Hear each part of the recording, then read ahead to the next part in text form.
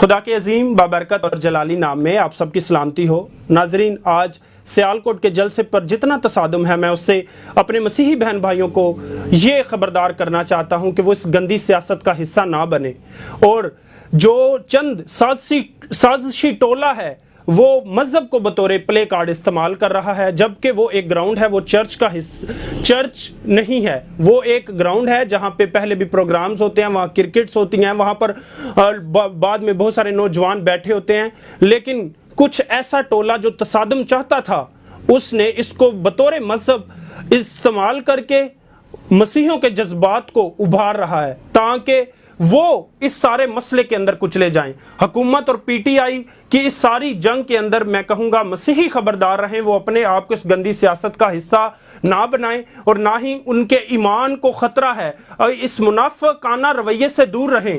اگر احتجاج کرنا ہے تو وہ جو شراب کے پرمٹ بیچتے اور پیتے ہیں وہاں پر جا کر کریں۔ اگر احتجاج کرنا ہے وہ جو چرچ کی پراپرٹیز بیچتے ہیں ان کے خلاف کریں۔ اگر احتجاج کرنا ہے تو وہ جو غلط کام کرتے ہیں ان کے خلاف کریں۔ ایسی گندی سیاست پر احتجاج کرنے کا آپ کو کوئی حق نہیں، اور آنے والے دنوں میں آپ اپنا نقصان کروا بیٹھیں گے، اس لیے آپ پرامن رہیں اور اس گندی سیاست کا حصہ نہ بنیں۔ بہت شکریہ، تھینکس۔